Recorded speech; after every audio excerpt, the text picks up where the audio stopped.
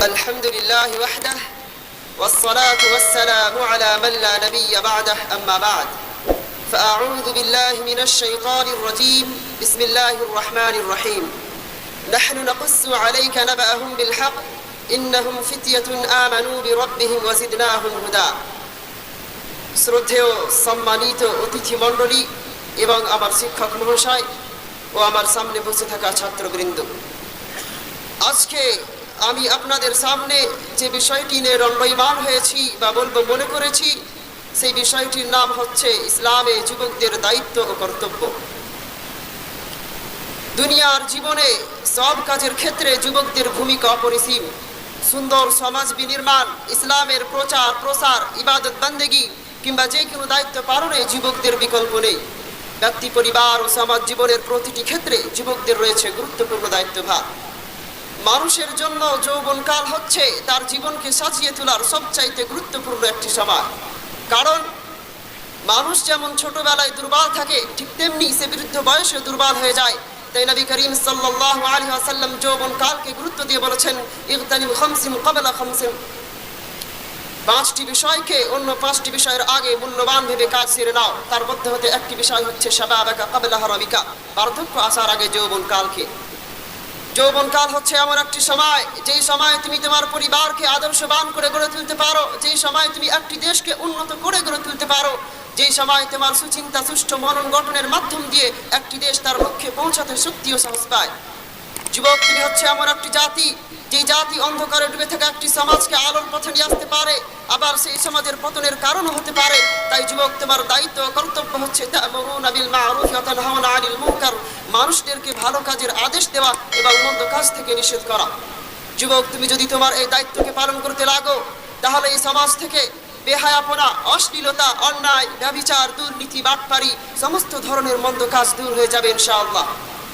যুবক আমি তোমাকে একটি উদাহরণ দ্বারা বুঝিয়ে দিতে চাই তুমি কে। যুবক তুমি হচ্ছে একটি প্রদীপের মতো। একটি প্রদীপে আগুন দিলে যেমন ঘরের অন্ধকারকে দূর করে আলোতে পরিণত করে দেয়, ঠিক তেমনি তুমি যদি মহান আল্লাহ পাক রব্বুল আলামিনের দেওয়া আদেশগুলিকে মেনে চলো, তবে তুমি নিজেকে, তোমার পরিবারকে ও অন্ধকারে ডুবে থাকা একটি সমাজকে আলোর পথে নিয়ে আসতে পারবে। কিন্তু যুবক তুমি মনে রেখো, ওই প্রদীপে আগুন জ্বালানোর জন্য ব্যবহার করা হয় এক প্রকারের জ্বালানি, যাকে বলা হয় কেরোসিন। ঠিক তেমনি নিজেকে, তোমার পরিবারকে ও পুরো সমাজকে সঠিক পথে গড়ে তুলতে হলে তোমার কেরোসিন হচ্ছে, তোমার দায়িত্ব ও কর্তব্য হচ্ছে দিন শিক্ষা এবং দুনিয়াবী শিক্ষা উভয় জ্ঞান অর্জন করা। প্রদীপ যেমন কেরোসিনবিহীন বা কোনো প্রকার জ্বালানিবিহীন আলো দিতে পারে না, ঠিক তেমনি তুমি দিন শিক্ষাবিহীন নিজেকে, তোমার পরিবারকে ও পুরো সমাজকে সঠিক পথে গড়ে তুলতে পারবে না। তাই যুবক তোমার দায়িত্ব কর্তব্য হচ্ছে দিন শিক্ষা অর্জন করা। নবী করিম সাল্লাল্লাহু আলাইহি সাল্লাম বলেছেন, তালাবুল ইলমি ফরিযাতুন আলা কুল্লি মুসলিম, প্রত্যেকটি মুসলিম নর নারীর উপর দিন শিক্ষা অর্জন করা ফরজ। তবে যুবক তুমি মনে রেখো, শুধু তুমি নিজেই দিন শিক্ষা অর্জন করে বসে থাকলে হবে না, বরং তোমার দায়িত্ব কর্তব্য হচ্ছে তুমি যা শিখেছো তা আমলে পরিণত করা এবং তা অন্যের কাছে পৌঁছে দাও। যুবক নবী করিম সাল্লাল্লাহু আলাইহি সাল্লাম বলেছেন, বাল্লিগু আন্নি ওয়ালাউ আয়াহ, তুমি যদি একটি আয়াত জেনে থাকো তবে তা অন্যের কাছে পৌঁছে দাও। যুবক তুমি তোমার ধন সম্পদ সন্তান সন্ততি নিয়ে এই দুনিয়ার বহে না পড়ে তুমি তোমার যৌবনকালকে মহান আল্লাহ পাক রব্বুল আলামিনের ইবাদতে অতিবাহিত করো। নবী করিম সাল্লাল্লাহু আলাইহি সাল্লাম বলেছেন, কিয়ামতের কঠিন ময়দানে মহান আল্লাহ পাক রব্বুল আলামিনের আরশের ছায়ায় 7 শ্রেণীর ব্যক্তিরা স্থান পাবে। তার মধ্যে হতে দ্বিতীয় শ্রেণীর ব্যক্তি হচ্ছে তারাই যারা শাবুন নাশা ফি ইবাদাতিল্লাহি তাআলা, তার যৌবনকালকে মহান আল্লাহ পাক রব্বুল আলামিনের ইবাদতে অতিবাহিত করেছে। ইবাদতে সময় দেওয়ার জন্য উপযুক্ত সময় হলো যৌবনকালের দিনগুলো। তুমি কি জানো, যৌবনের দিনগুলো তোমার কাছে আগত মেহমানের মতো খুব দ্রুত তা তোমার কাছ থেকে বিদায় নেবে। আর তাই যা করার তা যদি এখনই না করো, তবে অনুশোচনা তোমাকে দীর্ঘদিন দগ্ধ করবে। যুবক তোমার যৌবনকালের ইবাদতের এত ফজিলত, এত গুরুত্ব যে মহান আল্লাহ পাক রব্বুল আলামিন তার আরশের ছায়ায় স্থান দান করবেন। কিন্তু হায় আফসোস, আজকে সেই যুবক আজানের শব্দ শুনতে পেলেও সে বিছানার মধ্যে ঘুমিয়ে থাকে, সে ফ্রি ফায়ার পাবজি নিয়ে ব্যস্ত থাকে, সে দোকানে বাকানে আড্ডা দিতে থাকে, সে নিজের কাজে মগ্ন থাকে, কিন্তু সে নামাজের জন্য মসজিদে উপস্থিত হতে পারে না। যে যুবকের দায়িত্ব কর্তব্য হলো নিজেদের লজ্জা স্থানের হেফাজত করা, আজকে সেই যুবক ওই বা অন্যান্য জায়গাতে গিয়ে তার লজ্জা স্থানের অপব্যবহার করে।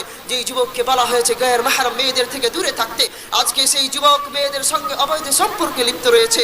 যেই যুবকের দায়িত্ব কর্তব্য হলো গান বাজনা বাদ্যযন্ত্র থেকে বিরত থাকা এবং অপরকে বিরত রাখা, আজকে সেই যুবক বাড়িতে গাড়িতে মাঠে ঘাটে গান বাজনা বাদ্যযন্ত্র বাজিয়ে বেড়াচ্ছে। সে তো নিজে শুনছে, সাথে অপরকে শুনতে সাহায্য করে দিচ্ছে।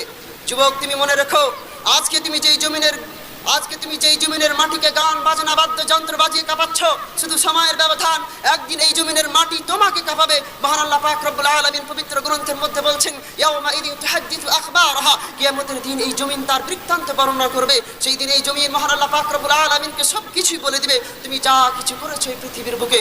অতএব যুবক, তুমি তোমার যৌবন কালকে ভুল পথে অতিবাহিত না করে সময় থাকতে তুমি তোমার যৌবন কালকে সঠিক পথে কাজে লাগিয়ে ফেলো। নচেত তুমি মনে রেখো, এই সম্পর্কে তোমাকে কিয়ামতের দিন জবাব দিয়ে দিতে হবে। নবী করিম সাল্লাল্লাহু আলাইহি সাল্লাম বলেছেন, কিয়ামতের দিন কঠিন ময়দানে 5টি বিষয় সম্পর্কে জিজ্ঞাসিত হওয়ার আগে পর্যন্ত আদম সন্তান তার পদদায় মহান আল্লাহ পাক রব্বুল আলামিনের নিকট হতে সরাতে পারবে না। তার মধ্যে হতে একটি বিষয় হচ্ছে, তাকে তার যৌবনকাল সম্পর্কে জিজ্ঞাসা করা হবে, সে তার যৌবনকালকে কি কাজে অতিবাহিত করেছে। অতএব যুবক, তোমার দায়িত্ব কর্তব্য হলো নিজেদের জীবনের প্রতিটি ধাপে দায়িত্ব পালনের গুরুত্ব অনুধাবন করে সচেতন হও। দুনিয়া ও আখিরাতে সাফল্য লাভে ইমানি চেতনায় উজ্জীবিত এবং ইসলামের চরিত্রবান হও। নিজেদের জীবনকে বেদিন আচরণ ও পাপাচার থেকে মুক্ত করে কথা কাজ ও আমলে সৎ সরল কর্তব্য পরায়ণ ও দায়িত্বশীল হও। এখান থেকে আমার বক্তব্য ইতি করলাম। অবশেষে মহান আল্লাহ পাক রব্বুল আলামিনের কাছে দোয়া করি, হে আল্লাহ, তুমি আমাদের সকলকে এই দিন শিক্ষা অর্জন করার তৌফিক দান করো, যাতে করে আমরা নিজ নিজ দায়িত্ব সম্পর্কে জেনে বুঝে তার উপর আমল করে জান্নাতে স্থান এবং জাহান্নাম থেকে পরিত্রাণ পেতে পারি। আমিন। আসসালামু আলাইকুম ওয়া রাহমাতুল্লাহি ওয়া বারাকাতুহু।